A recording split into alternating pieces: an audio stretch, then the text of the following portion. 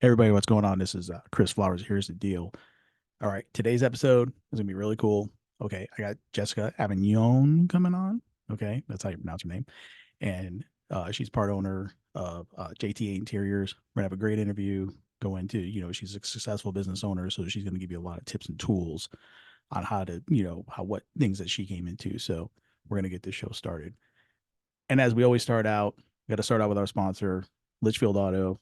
Phil and his team over, at Litchfield Auto. At least there's one good, honest mechanic out there. Okay. That's their slogan, and they are all that. And like I said, I've been with them for well over 10 years, probably going on 15. And every problem I've ever had with a car, they've got the thing running. Doesn't matter what kind of car it is. It could be a Nissan to a Mercedes, makes no difference. Go see Phil and his team over at Goodyear if you're local here in Arizona. And yeah, like I said, they're going to be honest with you. If something needs to get fixed, they're going to tell you it needs to get fixed. And if it doesn't need to get fixed, they're going to tell you it doesn't need to be fixed. But they will do it right, and they will do it the first time correctly. So thanks to our sponsors, Phil and his team over at Litchfield Auto. Okay, I'm going to introduce Jessica Avignon of JTA Interior. She's going to turn her camera and her mic on and everything now. Bingo. Made it.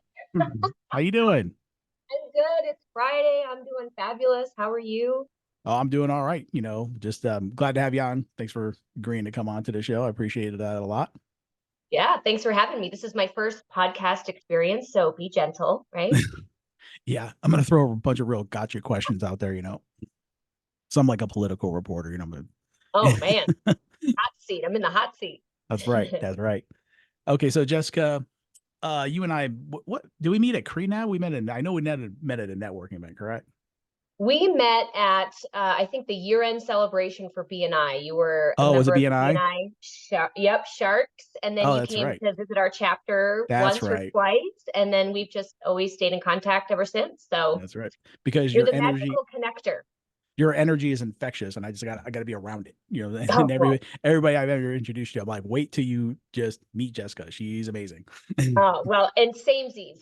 You were unforgettable from that networking meeting. You were so excited about being a member of the Sharks. You came to you did a great job at our chapter. So yeah, I mean, we're in the same field here for sure. Well, that's why we're together. That's why we're here. Okay, you got to tell all the listeners about JT Interiors, like how you got started, what you guys do, things like that, where you guys are located. Get into all that. You got to expound on your baby here. Tell us all about it. Okay. Yeah, sure. So started JTA Interiors in 2012, but actually my design experience started in '02. Went to ASU, got my design degree, and stayed out here. I'm from the Northeast, but the weather's a lot better out here, so decided to stay. Mhm. And worked at a firm doing commercial interiors for about 5 years, and then the crash, right? So Mm. my now partner and I were thrown out into, the freelance field when no one was hiring designers. So we sort of had to scrap our way, one or two clients at a time, and then officially started our own businesses and focused mainly on commercial interiors, but have ventured into high-end residential and multifamily projects. So we call ourselves a commercial design business. We don't just do interiors. We do architectural space planning. We can do a full set of construction documents for commercial or residential projects to submit to the city. And then we do construction administration so we can stay involved during the build of the project as well. Wow, so you guys faced a whole bunch of challenges like right off the bat. We kind of do. I mean, it opens up us for a lot of opportunities, but yeah, I mean, there's a lot of components and a lot of parts and pieces to what we do. So it makes for a very exciting week. No day is ever like the last. I'll tell you Mhm. that. The Navy SEALs have a saying: the only easy day was yesterday. The So only easy day was yesterday. That's right. Well said.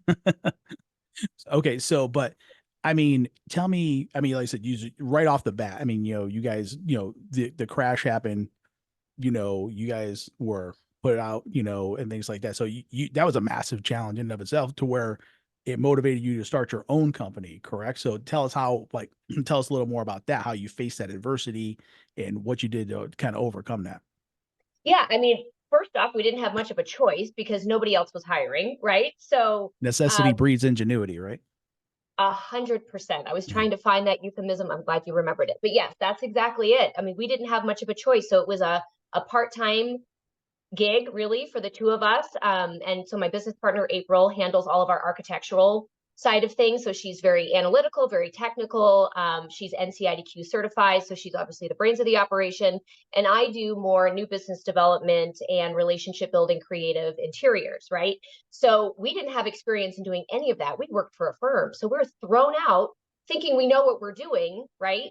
And realize very quickly that we don't. And so it was just a lot of like stumble, pick yourself up, knock on a lot of doors and take whatever comes your way, hone your skills, and just get better and better and better at what you're doing by Wow. trial and error, really. Wow. See, that's like I said, that's what a lot of people really don't understand. Even you think, okay, yeah, I've worked for this firm for so many years, I've worked for this bank for so many this that. When you do it on your own, the training wheel, I mean, the wheels are off. I mean, it's just you're swimming in a whole different pond. A And whole different pond. And I was kind of in a new business development role at the firm, but I was under the firm's umbrella and had all Mhm. of the credibility of this firm, and they were bringing in all the business to me. I just had to close the deal. That is not anything like what real new business development is. As a newbie out there knocking on doors of very successful people and expecting them to listen. And so you learn very quickly that you don't go after the big whales. You kind of start small and you build your reputation and you build your credibility. And then naturally and organically, your projects get bigger and bigger and more sophisticated as your portfolio gets bigger and more sophisticated. Wow, that's awesome. Like I said, these are like I said. See, here's the deal. This is exactly what you get with this show because this is proof positive that through the adversity, if you got to go get it, if you got the grind in you, you can do it. You're going to face those challenges, God willing. You're going to persevere. You're going to get through it. And then, like, when you guys were, getting started out, like, what was your plan? I mean, did you kind of, you guys got together, you got brainstormed it, but how did you plan this whole thing out? Like, how did you like do your business plan and things like that? Well, and I'm not sure this is fabulous advertising on my part, but Mhm. there was no business plan. It was I would get a phone call from, a past client. They have a new project, and I'd bring April in because I don't do construction documents. She's brilliant at it. We're so good as a team that we just started partnering up every time we got an opportunity, and our opportunities got more and more, abundant as time went on, and we had more and more successful projects to show. But what we realized is that, and this kind of goes back to your one of your past episodes where you talk about delegating as you're growing, you can't keep doing all of the things yourself, right? You can't be selling all of the projects. You can't be doing all of the design work. You can't be doing all of the project management. You have to start bringing in people that are smarter than you, better than you, faster than you, right? So I guess the only thing that I did right in the beginning was I brought her in because I knew I needed her, right? Bring Mhm. in someone who's smarter than you. Perfect. I know one. Grab one.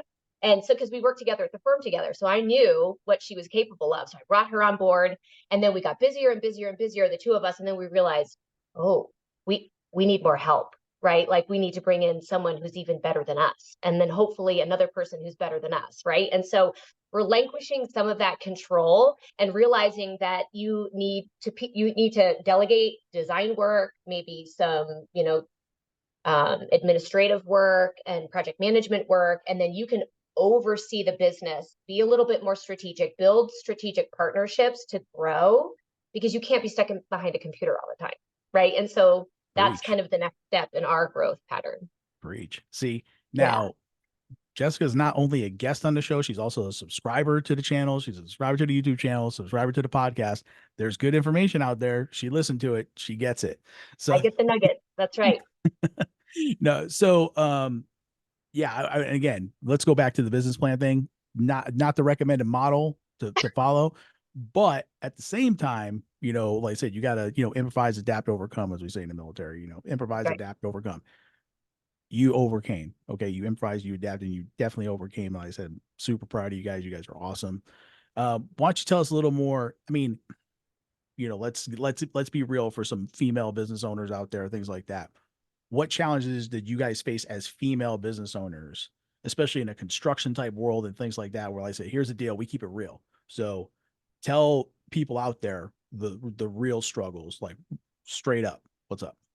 That's a loaded question and a very good one. And I know that a lot of other female designers, female architects out there, it is a challenge, to walk into a construction site and deal with a amazingly male dominated field of guys that have been in charge. And designers do different things today than they did 30, 40 years ago.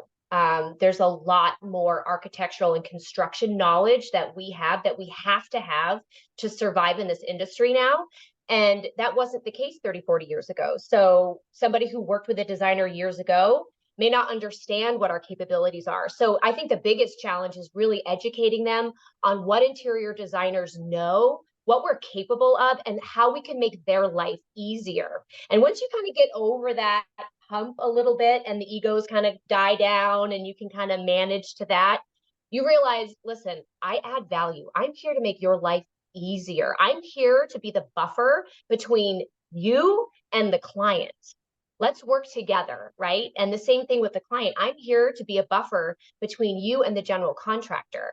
I'm like the stoplight, so to speak, right? I'm the filter. So I think that's the biggest challenge, is just educating people on really what interior designers do, specifically commercial, right? I mean, it's very architecturally and very construction driven, and you need to understand, you need to be able to be willing to walk construction sites. You need to be able to read plans. You need to be able to produce plans. You need to understand city codes. There's a lot of stuff other than just picking finishes that goes into what we do. And I think being a female in this industry, it's tough. It's just education. It's really just educating people on what we do and how we can help them.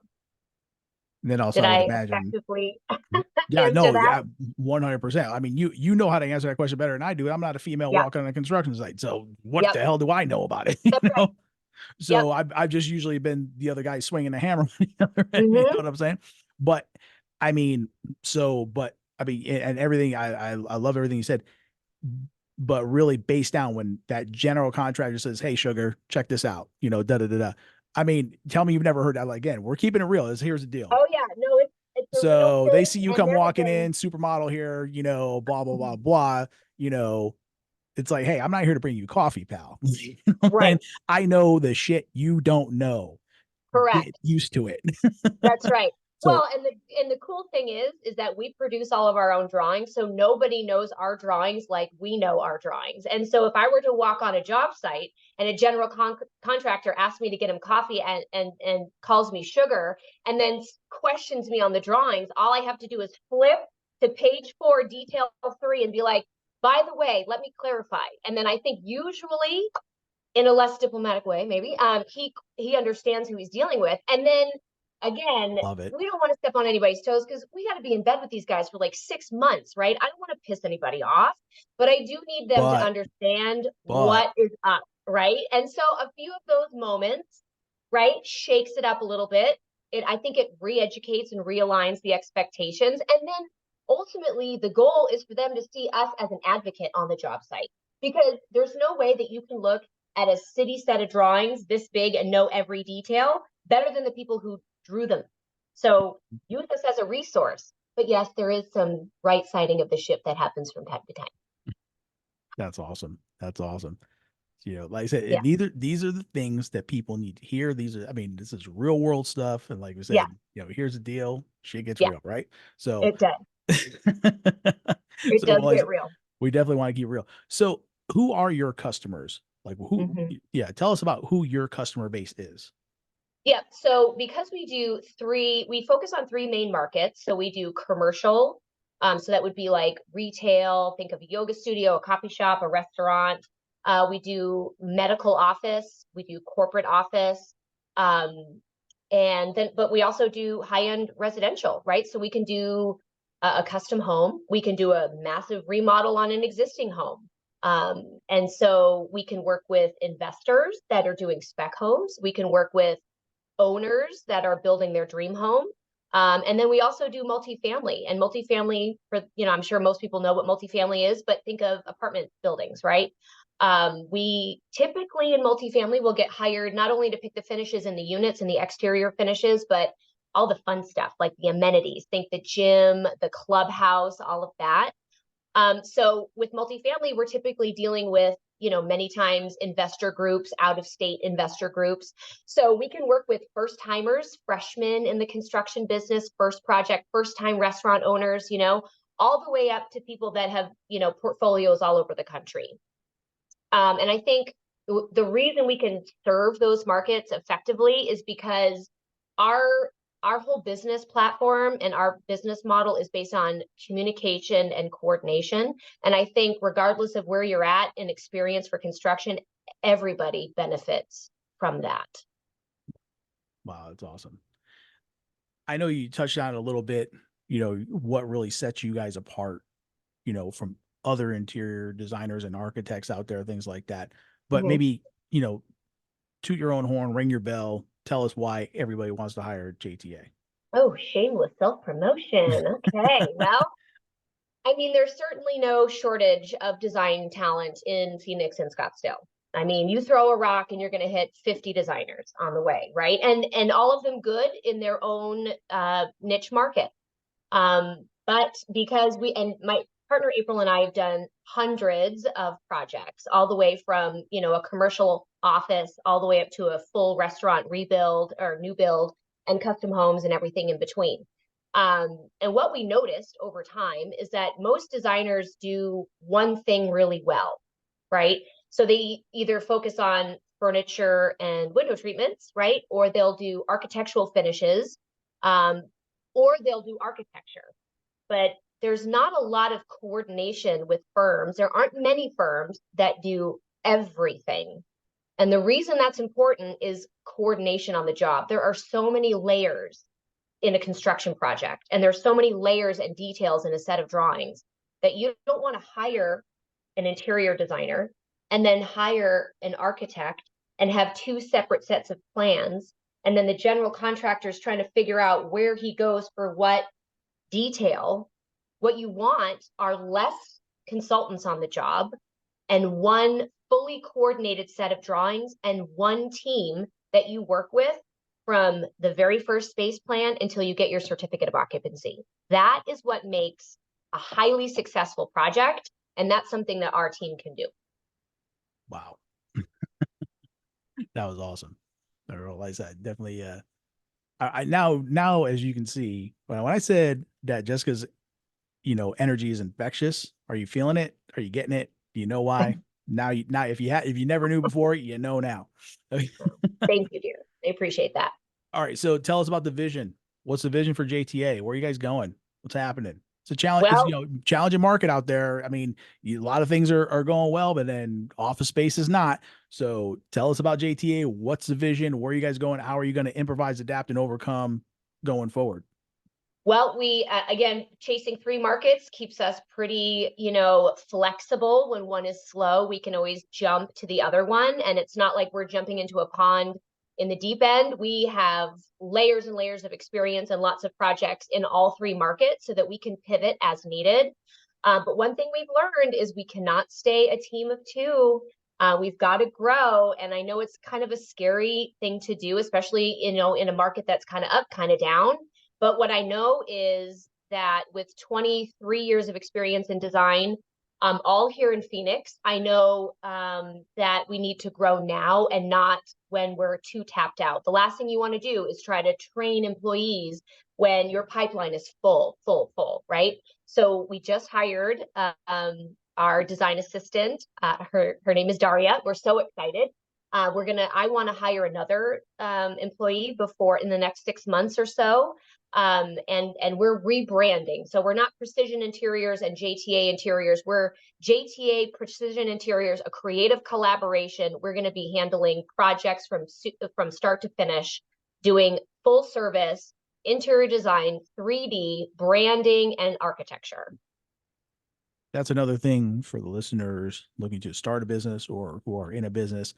Niche markets are great. Okay. But diversification of revenue streams is vital, especially in a changing market where if you rely on one customer, we can talk about customer concentrations and think that's a whole different other show. I can go on a whole different rant about that. So, but see, Jessica has diversified revenue streams. when this office space is down, she's going to go pivot over here. When office space comes back, she can pivot back. Diversified revenue streams, hugely important. That's what you tell, like I said, see, she's got I got something right. Okay, she good. says she says she's not the brains of the operation, but she's no dummy by any stretch of the imagination. She knows what's up. That's Thank amazing. you. That's awesome. Is there anything that we haven't covered that you want to cover? Like you talk about you want to hire some more people. Tell us, tell us more about what's going on. I mean, if you want, give us all your intel that we haven't covered. Well, we kind of talked a little bit about kind of, being able to manage a project from beginning to end. I think it's important, and a lot of design firms use 3D, but we use a 3D program, and April and I have both been using it for about 18 years. And it's called ArchiCAD. And what we do, and there's several 3D programs. Some architects use it, some just use regular CAD. You can get the job done either way. But where this comes into play and where we really see value, I think, especially with newer clients that have not entered into a major remodel or a major construction build project before, is to be able to see your job in 3D and see your space in 3D and walk through it and experience it and really understand what you're getting before, like to your point, you start swinging hammers and spending real money, right? You can save yourself a ton of money on the front end in the computer, right? Everything's free in the computer, right? When you start making changes out in the field, that's where you start having Change orders construction cost money. delays, unforeseen costs. So to be able to communicate to your client, to your general contractor, and to the city what the space looks and feels like is hugely important. And that's something that we incorporate into all of our projects, residential, commercial, multifamily, every single one. Wow, that's awesome. They said, yeah, change orders cost a lot of money. So They're a lot. And a good designer will save you their design fee and then some with one construction mistake. To that's avoid true. one construction mistake. Especially with supply chain the way it is, something gets Oh screwed up. man, I'll Man. tell you. That's right. All right, Jessica, tell everybody how to get a hold of you. Tell everybody, give your website, phone number, social, whatever. Give it Yep, to us. absolutely. Yep. Um, always call me. You can call me direct 480-278-9119. My email, Jessica at JTA Custom Interiors with an S.com. My website, JTACustomInteriors.com. We've got a lot of fun pictures on there, kind of shows a little bit about our personality and the dynamic between April and I, what we like to do. We love to have fun on projects. And then Instagram is at JTA Interiors. So, all right, that's awesome. Like I said, once again, Jessica Avignone, JTA Interiors, the real deal. Like I said, giving you the information that you need to get motivated and get started. I appreciate your time very, very much. I'll let you get back to it because I know, like I said, you're a working professional. You got jobs that's to right. do, but thanks for carving out some time for us and for all my listeners here at Here's the Deal. Thank you so much. Thanks for the opportunity, Chris. Have a great weekend. Yeah, it's always, like I said, it's always good to have you on, and hopefully we'll have you on again real soon. And I'd love that. thanks Absolutely. for being a friend of the show. I certainly appreciate it. You bet. All right. Talk soon. All right, have a great day. Thanks a lot. Appreciate it. Okay, everybody. In closing, as usual, like I said, just want to give all thanks to my Lord and Savior Jesus Christ for saving my soul. Thank you to my family. Thank you to supporting me. Thank you to the friends of the show, and most of all, thanks to you. Thanks to our sponsors, but thanks to the listeners and subscribers. If you got anything off the show, like, dislike, any kind of comments, feel free to give them to us. We're always looking to improve and things like that. But for the people out there, you're going to get the real deal. You're going to get here's the deal: is keeping it real. You're going to get real world information from real world people that actually know what they're doing. So thanks to all the listeners, thanks to all the subscribers, and stay tuned because we got more interviews coming up with more professionals just like Jessica. All right, so thanks a lot, appreciate it.